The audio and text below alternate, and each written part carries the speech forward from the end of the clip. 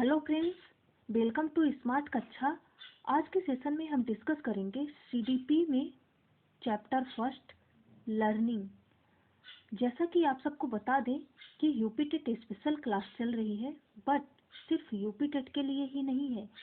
यही सारे चैप्टर या टेट अदर जितने भी टेट होते हैं सब में यही सारे चैप्टर रहते हैं और ये सब में हेल्प करेगा। ये यूपी टेट स्पेशल क्लास है।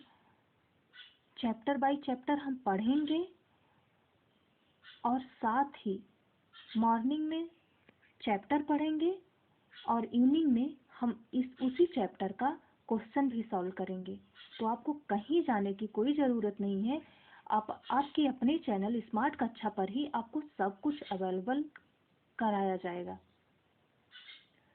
और हर संडे को जितने भी टेट एग्ज़ाम हुए हैं सब प्रीवियस ईयर सॉल्व करवाया जाएगा। तो आपकी तैयारी में हम तो पूरी तरह से लग गए हैं। उम्मीद है आप भी हमारे साथ जुड़कर अपनी तैयारी को मजबूत करेंगे। तो चलिए शुरू करते हैं एक मोटिवेशन के साथ। अधिगम लर्निंग आज फर्स्ट चैप्टर है और मैं ये 100% कह रही हूँ कि पेपर यहीं से आएगा। सारे क्वेश्चन वही रहेंगे तो कहाँ से आएगा। एक मोटिवेशन के साथ क्लास की शुरुआत करते हैं। मंजिलें क्या हैं, रास्ता क्या है।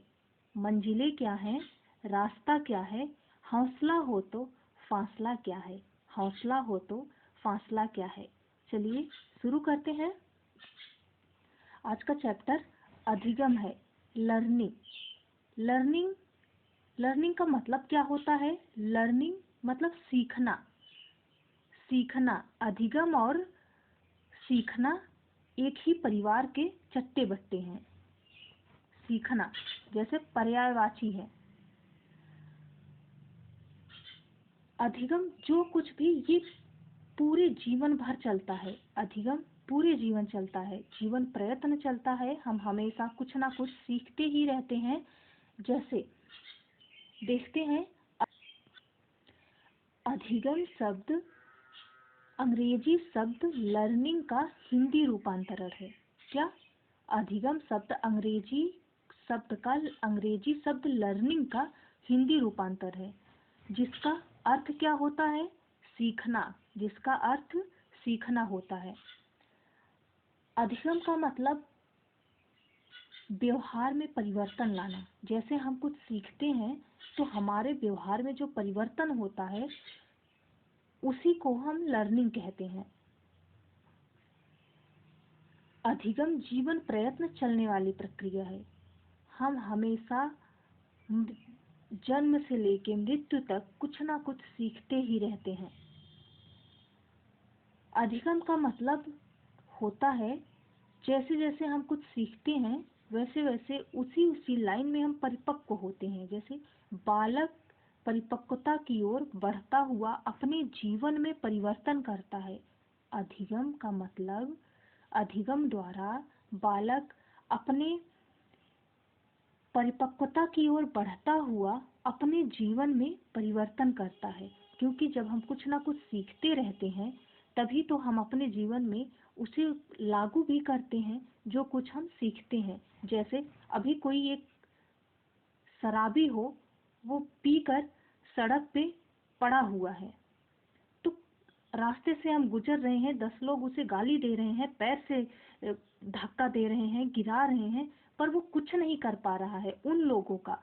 जबकि अगर वो ड्रिंक ना किया होता तो क्या कोई ऐसे करके उसे चला जाता, उसे गाली दे के चला जाता? हमें बुरा नहीं लगता, लेकिन उसे दे के चले जा रहे हैं। क्यों? क्योंकि वो ड्रिंक करके पड़ा हुआ है, अपने होशो हवास में नहीं है। हम भी रास्ते से गुजर रहे हैं, देखेंगे तो यही सोचेंगे ना कि देखिए कैसे सब लोग इसको गाली दे रहे हैं। अगर हम खुद ऐसे करेंगे तो लोग हमारे साथ भी ऐसा ही व्यवहार करेंगे। उसे देखकर हम अपने अंदर जो परिवर्तन ला रहे हैं बस वही है अधिगम। अधिगम की कुछ परिभाषाएं हैं जो मोस्ट इम्पोर्टेंट है और परिभाषा यूपी टेट में बहुत पूछी जाती है। और ये जो परिभाषा है, इस जैसे आयोग का ये कोई पसंदीदा क्वेश्चन हो, इसमें अधिगम से एक क्वेश्चन तो जरूर ही पूछा जाता है। पहला परिभाषा है उद्वर्थ का। उद्वर्थ जी क्या कहते हैं? नवीन ज्ञान और नवीन प्रतिक्रियाओं के अर्जन की प्रक्रिया अधिगम है। क्या? नवीन ज्ञान और नवीन प्रतिक्रियाओं के अर्जन की प्रक्रिया अधिगम है। ठीक बात। हम याद कैसे करेंगे? परिभाषा बहुत सारी होती है, ट्रिक से याद करेंगे। उद्वर्थ, क्या? एक शब्द उद्वर्थ से अधिगम, नवीन, नवीन। उद्वर्थ क्या कहते हैं कि नवीन ज्ञान और नवीन प्रतिक्रियाओं के अर्जन की प्रक्रिया ही अधिगम है। जैसे उद्वर्थ किसी एक बच्चे का नाम है, चाहे जिसका नाम आप ऐसे मान लीजिए, वो नया जो सीखता है और उसे अपने जीवन में जो लागू करता है वही अधिगम है, इसे उद्वर्थ कहे हैं। याद रहेगा, जहाँ नवीन नवीन रहे वहाँ उद्वर्थ।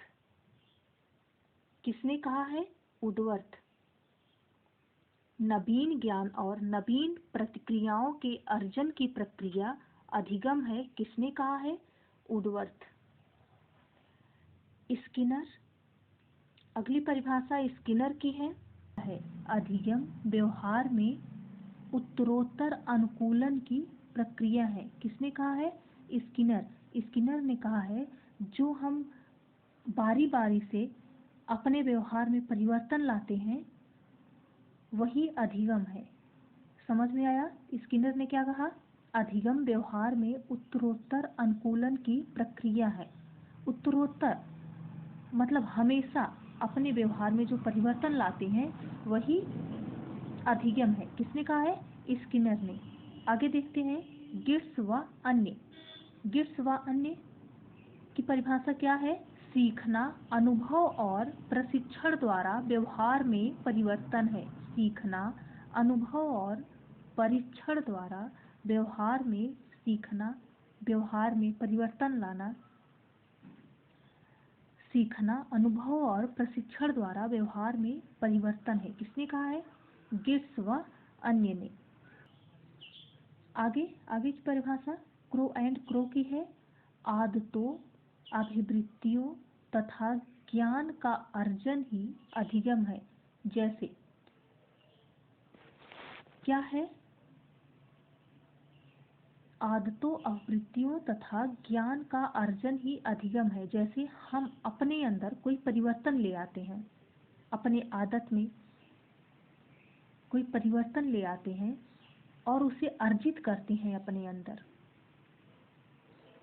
उसे याद रखते हैं कि हमें अब ऐसे नहीं करना है, हमें अब एग्जाम के टाइम पे कोई गलती नहीं करनी है। तो हम ऐसे याद करेंगे कि अपने आदतों और अभिवृत्तियों में जो परिवर्तन ले आते हैं, जो ज्ञान ले आते हैं, जो अर्जित करते हैं वही अधिगम है। आदतों, अभिवृत्तियों, ज्ञान का अर्जन ही अधिगम है। किसने कहा है? Crow and crow. चाहे जैसे ये चार परिभाषा मोस्ट इम्पॉर्टेंट है, आप इसे याद कर लीजिएगा 1 से 2 बार 4 बार, चाहे जैसे आप पढ़ेंगे तो वो याद हो जाएंगे। अधिगम की विधियाँ। अधिगम की विधियाँ में फर्स्ट है करके सीखना, सेकंड है परीक्षण करके सीखना, और थर्ड है निरीक्षण या अवलोकन करके सीखना, फोर्थ है वाद विवाद द्वारा सीखना, फिफ्थ है अनुकरण विधि द्वारा सीखना, और प्रयास एवं त्रुटि विधि द्वारा सीखना। सीखते कैसे हैं हम? करके सीखना। जैसे कोई भी क्रियाकलाप, हम हमेशा यही कहते हैं कि आप चाहे जहाँ से पढ़ रहे हो, सेल्फ स्टडी कर रहे हो, बुक से पढ़ रहे हो, या यूट्यूब से पढ़ रहे हो, या गूगल से सर्च करके कुछ भी पढ़ रहे हो, आप उसे एक नोट डाउन करिए, पेन और कॉपी लेके जरूर बैठिए। जितनी हमारी क्रियाएं, हमारे बॉडी की क्रियाएं जितनी एक्टिव रहेंगी उतना ही हमें वो चीज़ लर्न होगा। तो ये हम करके सीख रहे हैं, उसे पढ़ रहे हैं, लिख रहे हैं, वो चीज़ें हमें अस्थायी भी हो रही हैं। तो जो चीज़ें हम करके सीखते हैं तब हमें ये पता होगा कि नहीं, देखो आज हम इतना लिखे हैं, इतना पढ़े हैं, तो हमें ये चीज़ें याद है। आप खुद रिकॉल करेंगे उसे, बाद में इमेजिन करेंगे कि नहीं, आज हम जो ये लिखते पढ़ते दोनों साथ में क्रिया किए हैं, इससे हमें काफ़ी ज़्यादा बेनिफिट मिला है। तो ऐसे करके सीखते हैं। परीक्षण करके सीखना, परीक्षण जैसे नमक और चीनी दोनों पिसा हुआ है, एक जगह रखा हुआ है, तो उसे हम जब तक हाथ से टच नहीं करेंगे कि ये चिपचिपा है, ये नमकीन है, हाथ से टच करके भी पता चल जाएगा। तो परीक्षण करके सीखना, ऐसे करेंगे। किसी भी क्रियाकलाप को करने के लिए निरीक्षण या अवलोकन करके सीखना। निरीक्षण या अवलोकन, अभी जैसे आपको बताया कि कोई ड्रिंक करके सड़क किनारे पड़ा हुआ है, लोग उसे गाली दे रहे हैं, उसे धक्का दे रहे हैं, पर वो पड़ा ही हुआ है क्योंकि वो अपने होशो हवास में नहीं है। तो हम अपने अंदर क्या परिवर्तन ले आएंगे कि नहीं, मुझे भी ऐसे नहीं करना है, मुझे ड्रिंक नहीं करना है। ऐसे हम भी पड़े रहेंगे तो लोग मुझे भी गाली देंगे। इससे हम उसे देखकर सीख रहे हैं। तो ये अवलोकन द्वारा सीखना। जैसे अभी छोटे बच्चे खाना नहीं खाते तो क्या करते हैं, उसके जो गुड्डे गुड़िया होते हैं उन्हें थप्पड़ देते हैं, डंडे से मारते हैं, तो बच्चे तुरंत खाना खा लेंगे। उन्हें पता चल जाएगा कि नहीं, इनको मार पड़ रही है, मुझे भी मार पड़ेगी। तो ये है अवलोकन द्वारा सीखना, वो देख कर सीख रहा है। आगे वाद विवाद विधि द्वारा सीखना। कैसे? डिबेट। जैसे कोई है, विज्ञान अभिशाप है या वरदान, यही टॉपिक है, इसे हम भी बोल रहे हैं, एक मेरा फ्रेंड है वो भी बोल रहा है। वो अपनी भाषा अपनी बातें रख रहा है, हम अपनी भाषा में अपनी बातें रख रहे हैं। तो ये वाद विवाद द्वारा सीखना, वो जो कुछ कह रहा है उसमें क्या अच्छाई क्या बुराई क्या कह रहा है, जो हम कह रहे हैं कि नहीं क्या है, सही है कि नहीं सही है, ये वो भी बोल रहा है, हम भी बोल रहे हैं। तो ये वाद विवाद द्वारा सीखना। इसके कुछ पॉइंट्स निकल के आते हैं कि हाँ, उसने क्या बोला, इसने क्या बोला। ये आप बीएड बीटीसी किए होंगे, इसमें करवाया जाता है। आगे है अनुकरण विधि द्वारा सीखना। अनुकरण, जैसे हम किसी किसी का अनुकरण करते हैं। जैसे हमारी लाइफ में कोई ऐसा टीचर होगा, हम भी टीचर बनने जा रहे हैं, तो कोई ऐसा टीचर होगा जिससे हम ये कहेंगे कि ये मेरे लिए सबसे आदरणीय है, मैं इन्हीं की तरह बनना चाहता हूँ या चाहती हूँ। मैं ऐसे ही टीचिंग करूँगा, ऐसे ही बच्चों की हेल्प करूँगा, ऐसे ही पढ़ाऊँगा पढ़ाऊँगी, जिससे इन्हीं टीचर की तरह मुझे भी लोग, मेरा भी आदर सत्कार करें, मुझे भी, हमें भी अपने गुरु की तरह ही बनना है, क्योंकि ये मेरे लिए जितने आदरणीय हैं ऐसे मुझे भी करना है। इन्हीं को हम फॉलो करके सब कुछ करेंगे। ऐसे हम भी टीचिंग करेंगे, हम भी ऐसे बच्चों की हेल्प करेंगे। तो ये अनुकरण विधि द्वारा सीखना है। प्रयास एवं त्रुटि का सिद्धांत, ये किसने दिया है आप लोग कमेंट करिएगा।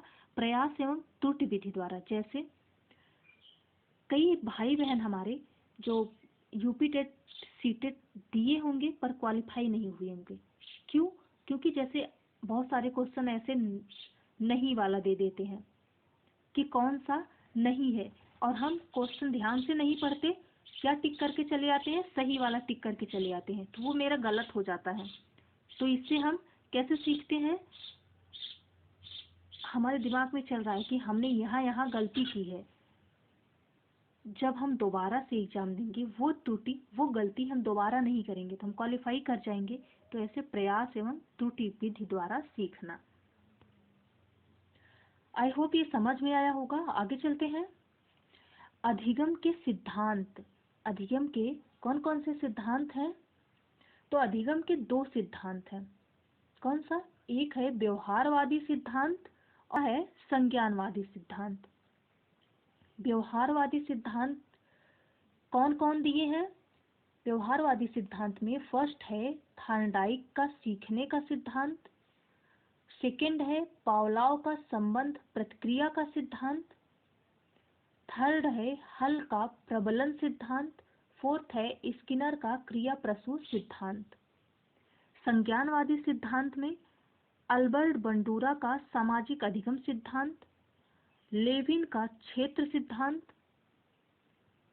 थर्ड है सूझ का सिद्धांत और फोर्थ है मैस्लो का पदानुक्रम सिद्धांत। ये सिद्धांत हम चैप्टर बाय चैप्टर पढ़ाएंगे। एक एक करके कि इतना तो पता चल गया कि व्यवहारवादी और संज्ञानवादी, इनके द्वारा हमारे व्यवहार में परिवर्तन आता है। जो ये सिद्धांत दिए हैं थॉर्नडाइक, पावलोव, हल, स्किनर, इनके द्वारा हमारे व्यवहार में परिवर्तन आता है। और संज्ञान ज्ञान जो हमें मिलता है वो अल्बर्ट बंडूरा, लेविन, सूच, मैस्लो, इनके द्वारा हमारे अंदर वो अस्थायी ज्ञान की वृद्धि होती है कि नहीं हमें ऐसे करना चाहिए। वो हमारे माइंड में पहले से रहता है, बट वो किसी पर्टिकुलर इंसान द्वारा, जैसे बजरंगबली को याद दिलाना कि आप इतने महान हो, समुद्र को लांघ सकते हो, तो ये चीज हमारे अंदर पहले से विद्यमान रहती है। बस बात ये रहता है कि उसे हमें ज्ञान करवाना होता है। तो ये है संज्ञान। आगे देखते हैं अधिगम की विशेषताएं। क्या है अधिगम की विशेषताएं? अधिगम जीवन प्रयत्न चलने वाली प्रक्रिया है, सीखना अनुकूलन की प्रक्रिया है, सीखना सार्वभौमिक प्रक्रिया है, सीखना कुशलतादायक है, सीखना व्यवहार में परिवर्तन है। व्यवहार द्वारा व्यवहार में परिवर्तन एक मोस्ट इम्पॉर्टेंट और परिभाषा है।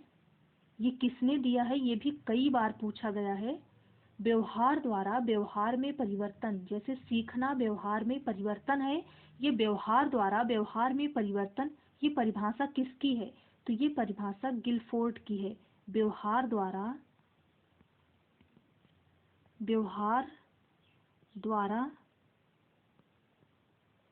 व्यवहार में परिवर्तन, लिख लीजिएगा। व्यवहार द्वारा व्यवहार में परिवर्तन किसने दिया है? गिलफोर्ड। यहाँ लिख देते हैं गिलफोर्ड। किसने दिया है? गिलफोर्ड। आगे है सीखना एक उद्देश्यपूर्ण प्रक्रिया है। क्या? सीखना एक उद्देश्यपूर्ण प्रक्रिया है। आगे है सीखना एक मानसिक प्रक्रिया है। सीखना एक मानसिक प्रक्रिया है। सीखना एक उद्देश्यपूर्ण प्रक्रिया है। जैसे हम यूपी टेट की पेपर की तैयारी क्यों कर रहे हैं? क्योंकि हमें गवर्नमेंट जॉब लेना है, हमें सरकारी विद्यालय में एक शिक्षक बनना है, मेरा उद्देश्य है शिक्षक बनना। तो हम सीख रहे हैं, हम पढ़ रहे हैं। तो यही सीखना एक उद्देश्यपूर्ण प्रक्रिया है। हमारा उद्देश्य है सरकारी शिक्षक बनना। आगे सीखना एक मानसिक प्रक्रिया है। मानसिक प्रक्रिया है, ये हमारे मन से जो उत्पन्न हुई है कि नहीं, हमें मानसिक प्रक्रिया है, हम अपने को इस लेवल के लिए तैयार कर रहे हैं कि मुझे एक टीचर बनना है। आगे है सीखने की प्रक्रिया सक्रियता पर निर्भर करती है। मोस्ट इम्पॉर्टेंट, जब तक हम सक्रिय नहीं होंगे तब तक हम कुछ भी नहीं सीख पाएंगे। सीखना एक सक्रियता पर निर्भर करता है। अगर हम यूपी टेट पेपर के लिए इतने दिनों से वैकेंसी का 4 साल से इंतजार कर रहे हैं, बहुत कितने बच्चे डिप्रेशन में जा चुके हैं, ये बहुत बड़ी बात है कि 4 साल से कोई वैकेंसी नहीं आई, लेकिन एक उम्मीद में अभी भी सारे बच्चे धरना दे रहे हैं कि मुझे मेरे अपने हक की लड़ाई लड़ रहे हैं कि मुझे क्यों बीएड बीटीसी करवाया जा रहा है जब शिक्षक के लिए जगह ही नहीं है, सीट ही नहीं है। यही तो बोल रहे हैं ना। तो अब वो रास्ता क्लियर हो गया है। हमारे माननीय सीएम योगी जी का आदेश आ चुका है कि अब पेपर करवाया जाएगा और सब प्रक्रियाएं उसी तरह से चलेंगी। आगे देखते हैं अधिगम को प्रभावित करने वाले कारक। अधिगम को प्रभावित करने वाले कारक कौन कौन से हैं? बालक, निश्चित उद्देश्य, परिपक्वता, परिवार, समाज, वातावरण, शिक्षक का व्यवहार, सीखने की इच्छा। एक बालक प्रभावित करने वाले कारक कौन है? निश्चित उद्देश्य। मेरा कोई निश्चित उद्देश्य ही नहीं है, बस चले जा रहे हैं, पढ़े जा रहे हैं, कुछ भी किए जा रहे हैं कि हमें किस क्षेत्र में जाना है। जब तक कोई एक निश्चित उद्देश्य नहीं होगा तब तक हम ऐसे भटकते ही रह जाएंगे और लास्ट में हमें कुछ भी नहीं मिलेगा। तो ये भी अधिगम को प्रभावित करता है। परिपक्वता, अभी हम उस लेवल तक नहीं पहुँचे हैं और हम पर बहुत सारे बोझ लाद दिए गए हैं। तो जब तक हम वहाँ तक परिपक्व नहीं होंगे, जैसे एक छोटे बच्चे को अभी काम पे लगा देना, छोटू छोटू काम वाला, बहुत सभी सुने होंगे कि छोटू छोटू चाय ले आओ। छोटे छोटे बच्चे होते हैं जहाँ ढाबे पे काम करते हैं, तो क्या वो परिपक्व हो गए हैं उस काम को करने के लिए? नहीं ना, लेकिन फिर भी काम पे लगाते हैं। तो ये है, परिपक्वता भी अधिगम को प्रभावित करती है। परिवार परिवार में माता पिता हैं, दोनों लोगों में सुबह शाम बहस हो रही है, हमेशा बातचीत हो रही है, तो बच्चे पर क्या प्रभाव पड़ेगा, अच्छा या बुरा? वो क्या सीखेंगे उनसे? तो परिवार भी अधिगम को बहुत प्रभावित करती है। समाज, जिस एरिया में हम रह रहे हैं, जैसे कमरे से बाहर निकले लोग यही बोले, अरे पढ़ाई कर रहे हैं, कलेक्टर बनेंगे, क्या करेंगे? हम सबके साथ यही हो रहा है। क्यों? क्योंकि 4 साल से वैकेंसी नहीं आई है, उसी की तैयारी में लगे हुए हैं। तो ये समाज भी हमें बहुत हद तक टॉर्चर करता है। आगे है वातावरण। वातावरण भी अधिगम को प्रभावित करता है। किस तरह से?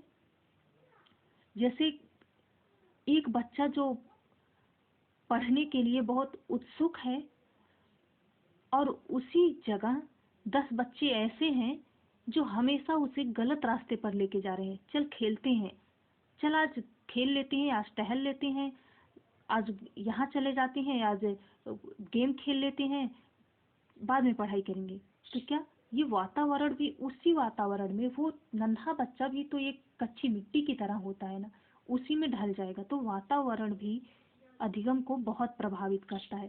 शिक्षक का व्यवहार, शिक्षक का व्यवहार हमेशा कैसा होना चाहिए? मृदुभाषी, हमेशा सहायक का होना चाहिए। लेकिन कोई कोई शिक्षक ऐसे होते हैं जो अकड़ू होते हैं, जिसे कहते हैं क्रूरता से, छोटी छोटी बातों पर तुरंत चिल्लाने लगेंगे, दंडित करने लगेंगे। तो उनका व्यवहार भी अधिगम को बहुत प्रभावित करता है। ये बच्चे पर बहुत इफेक्ट डालता है। सीखने की इच्छा, अभी जबरदस्ती हमें थोप दिया जाता है कि नहीं तुम्हें यही करना है। समाज द्वारा, माता पिता द्वारा यही थोप दिया जाएगा कि नहीं तुम्हें करना है तो यही करना है। हमारी वो सीखने की, अब हमें टीचर बनने की इच्छा नहीं है, हमें जाना है आर्मी में, तो जबरदस्ती हमें वही जो क्रियाकलाप करवाया जाएगा। हमें बिजनेस करने की हमारी इच्छा है तो हमें जबरदस्ती सरकारी नौकरी के लिए तैयार किया जा रहा है। तो जिस क्षेत्र में एक बच्चे की इच्छा हो, उसी क्षेत्र में उसे जाने के लिए माता पिता को भी सहयोग करना चाहिए। नहीं तो वो बच्चा मानसिक रूप से तो बीमार होगा ही, और अपने लाइफ में क्या ही करेगा और कैसे ही करेगा। तो जब उसे जिस चीज में इच्छा है वो वही करेगा। तो सीखने की इच्छा भी अधिगम को प्रभावित करती है। ये रहे अधिगम के टॉपिक।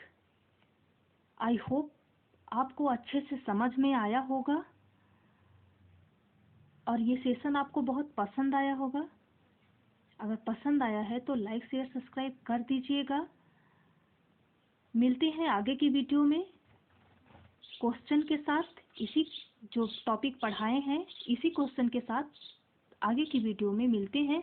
और ऐसे चैप्टर बाय चैप्टर आपको पढ़ाया जाएगा, विथ क्वेश्चन भी करवाया जाएगा ऑल सब्जेक्ट का। और हर संडे को प्रीवियस ईयर प्रैक्टिस कराया जाएगा, प्रीवियस ईयर क्वेश्चन सॉल्व कराया जाएगा।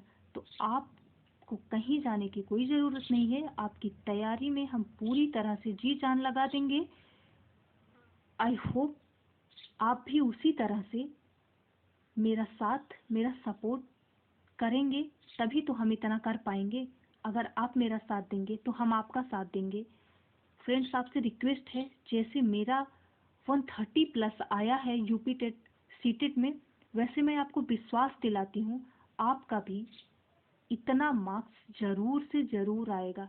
और आप जैसे जैसे हम पढ़ा रहे हैं ऐसे पढ़ते और प्रैक्टिस करते चलेंगे तो मैं ये विश्वास दिलाती हूँ कि कोई भी क्वेश्चन कहीं नहीं जाएगा और आप भी बहुत अच्छे मार्क्स से 130 या 100 प्लस में ही रहेंगे, 120 प्लस ही रहेंगे, ये मैं पूरे विश्वास के साथ कह रही हूँ। लेकिन हाँ, आपको अपनी भी उतनी ही मेहनत करनी है जितना हम कर रहे हैं। जितना हम आपको पढ़ा रहे हैं, बता रहे हैं, उतना आप भी करिए। आप भी लिखिए कॉपी पेन लेके, आप भी पढ़िए, रिवीजन करिए, तभी हो पाएगा, क्योंकि ये आप पर डिपेंड करता है। आई होप ये सेशन आपको पसंद आया होगा। Thanks for watching.